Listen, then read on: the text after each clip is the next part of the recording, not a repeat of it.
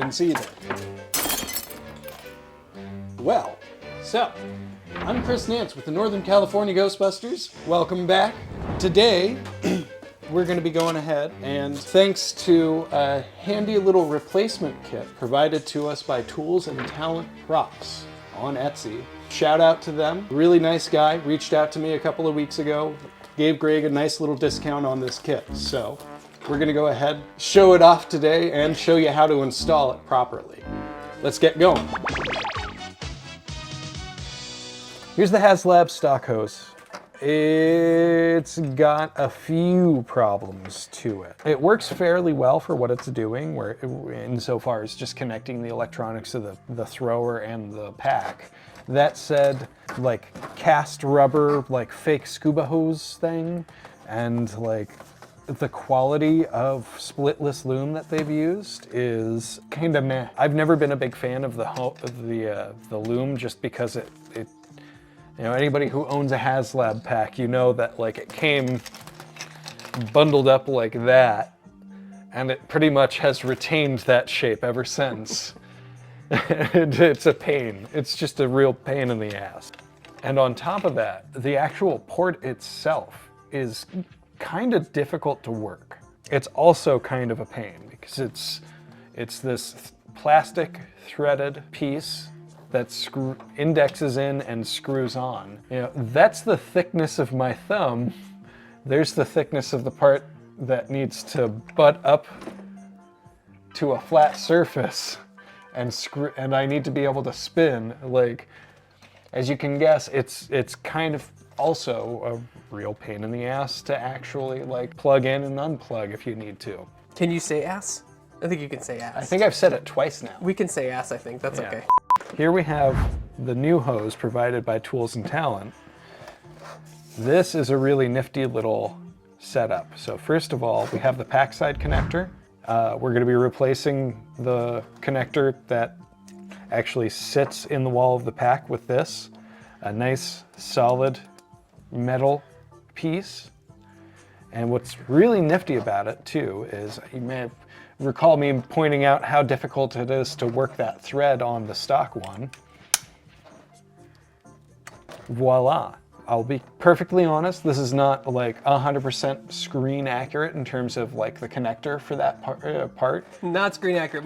There's nothing about my pack that is screen accurate. You might have noticed, yeah, you might have noticed that Greg has opted for not 100% screen accuracy like I tend to choose for my own packs, and that's fine. You know, all Proton packs are unique. First of all, this much nicer cloth scuba hose cover, I believe, visually and, you know, tactilely is much, much nicer. Second of all, he's got this nice high quality splitless loom on here. It's real loom too, right? That's not like molded plastic, or it is molded plastic, but it's loom. Well, yeah, but it is real proper loom. I mean, admittedly, I think the Haslab looms are real loom. They're just a super cheap, low quality loom. Okay. And this is a much higher quality loom, and it shows. It's got a lot more flex to it, and it's a much thicker cast. And then of course we've got some heat shrink that we're going to be using as part of the assembly. And then because Tools and Talent is kind of cool like that, they've designed all of this to be completely solderless. So we are going to be doing this without consulting our resident electrical technician. Going to be showing the simple way to install all this, which is really nice for people who don't necessarily have a soldering iron or aren't comfortable using a soldering iron. We're going to go ahead and just show you how to do it as Tools and Talent intended. There's the stock pack side connector. The threaded, plastic threaded thing I mentioned before that kind of sucks. We're going to start on this side by removing this and snipping some wires and then plugging them into the solderless terminal that's been provided. Starting the same place that we almost always start in these Haslab how-tos, which is just like removing the stock hardware. These are just general hex keys. The instructions don't specify whether you're using standard or metric. And as I mentioned, I have no idea what size this key is, so I don't even know if it's metric or standard. But you know,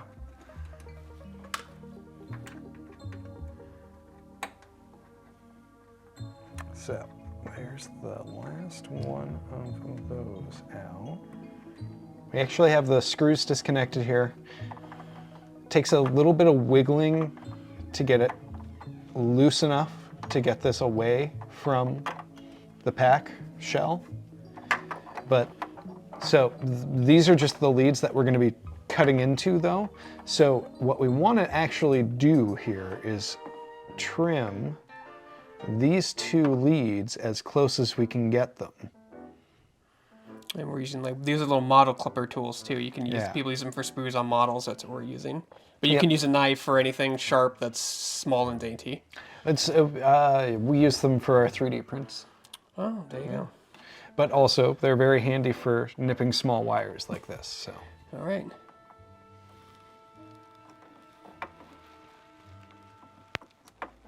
One.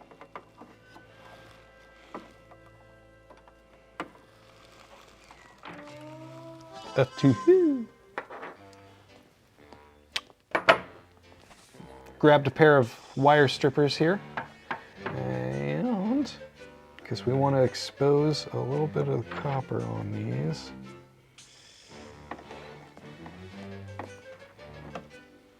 Ta-da! Wire strippers are not too difficult. The nice ones like these guys The different gauges of wire. have all of their gauges marked, so you know what size wire you're cutting on. You can also just kind of be like me and eyeball it. Very Ghostbustery. Well, Be careful not to pull the cords out. yeah, you may have noticed Yeah. while I did that, I was using my offhand here to hold the base of the wire to try to relieve as much tension behind it so I'm not yanking anything out. So now with the wire stripped and how much you have, just gauge, talk about how much you have exposed. You know, just be like 1/4 of an inch. It looks at about like a little more than Yeah, maybe about 1/4-ish. You know, it doesn't need a lot, you just need some exposure because I believe I was showing this to Greg off camera and I don't know how well this will show. But if you look inside the connector, there are these little golden teeth in there. And that is exactly what we need to make that copper wire make contact with. So that when we put it all in and clip down the top, it just pushes everything directly into those teeth and it makes a good contact for it. The other thing to note, besides those teeth, is there are two guide holes on the part that clamps down on these solderless connectors. I see them, yep. So you can see them there, and that's what you actually need to be guiding your wires through when you go to clamp it together. If you somehow don't have these or don't want to use them for whatever reason, you can always solder your leads together. That would be a little bit more finicky. You kind of have to get in there and have everything held in place for you. So,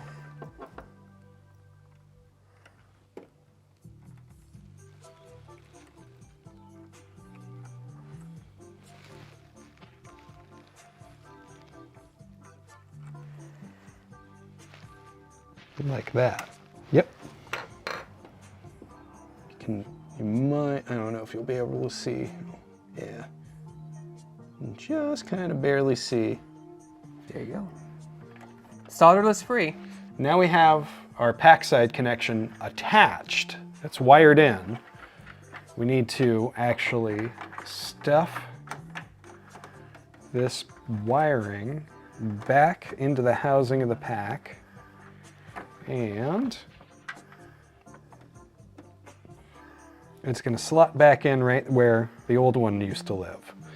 The instructions explicitly point out that you want to have the notch where the actual clip for the hose is going to clip into.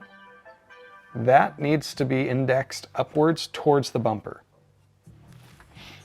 So, final step for this part is pretty simple. We're just going to go back and get our original hardware back into place. You can see I'm just letting it hang loose, man. So, as usual, when I'm working with a piece that needs multiple screws to mount, I tend to leave one or the first couple kind of loose so I can get everything started. Especially on this, it's not I don't think it's me, because it should, if it's a square, it should, all four corners should align on their own. The instructions do mention that you might have to put them at a slight angle. It sure seems like it is a bit of an extreme angle, but they are catching and starting. That's really the important part, I guess. So definitely go slow and take your time. Got them started and left them kind of loose so I can just go back around once all four are started fully. Yeah, just going corner to corner here to help move it all down into place kind of evenly. Slow and steady. And the Haslab pack, I know I've mentioned a few times, is a nice soft plastic. So it's not too much of a chore, but definitely go slow because these screws have really shallow heads on them. And they can be very easy to strip out, and then that's even more of a hassle. But, get a nice close-up on that. That seated nice and clean. So, now that we have the hose part for the pack installed, we're gonna go over to the wand and we're gonna swap out the contact for the wand on the hose. Hose and wand. Although we don't really need to do anything to the wand itself, what we need is this.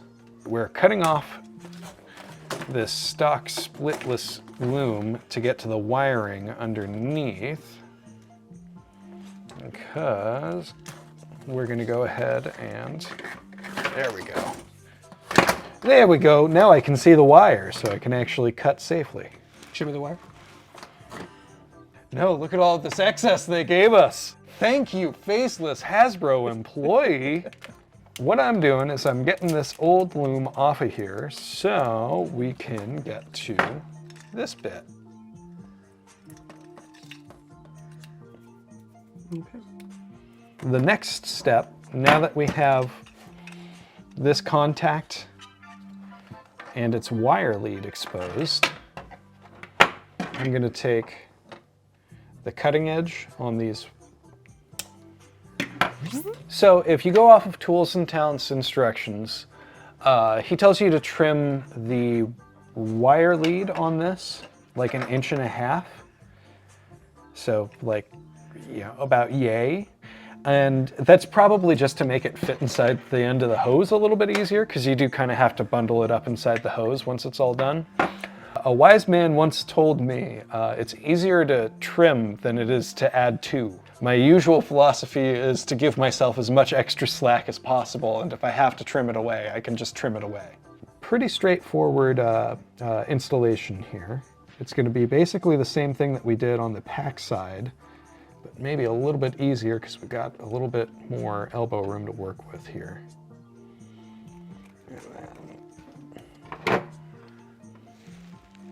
Oh, shit. See, I already messed up. See, good thing we got more leads. Yeah. Did you trim the wire too much? Yeah, I accidentally stripped the copper, a bunch of the copper wiring. Just twisting these copper wires to make them a little bit easier when I'm guiding them into the actual contact. I'm gonna do the same on this side. Same kind of connector that we used the other time around. Same method. Red to red, black to black. And stick that guy in. And let's see if I can get both.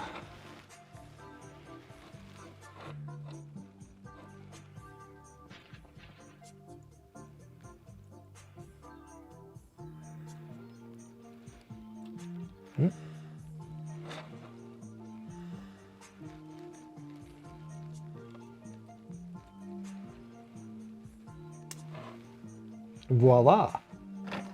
I can stuff this back in.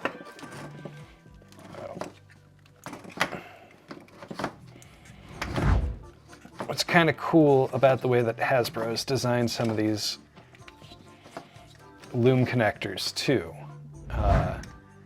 is they're pretty much just like little pressure fit loom connectors, which work pretty damn well, to be honest.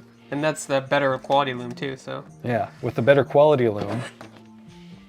Of course, before I go and get the heat shrink permanently attached, we want to make sure that it gets carefully below this threaded element. But before we do that, we want to plug it in and test that it's making a good contact and working.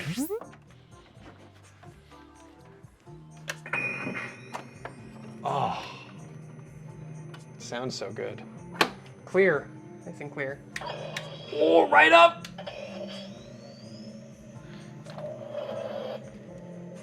Well, your wand's fully extended. Yeah, I like to leave it that way.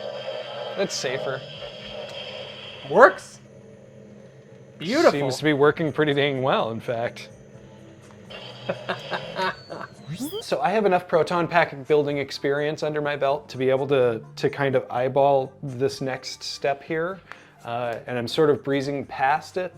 It's explicitly in Tools and Talents instructions. He recommends specifically that you take a couple of pieces of painter's tape and then you plug everything together and wear the pack and find where the natural bend of the hose is to make it most comfortable for wearing.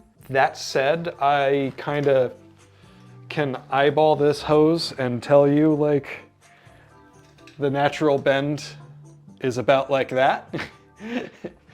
If that is going to be the top of the port and that is going to be the bottom of the wand handle, you can see me demonstrate the action here. Yeah. This is the correct alignment. Just doing this, just from eye. You may recognize from a previous videos, Scott has this handy dandy little hot air blower. I am applying heat to the heat shrink tube. It needs a little bit more, it's thick stuff. And I'm just kind of trying to be as careful as I can to keep it at the edge of the contact. I want to go slow. It's a very thick piece of heat shrink that's provided, and I want to be kind of precise with where it ends up at.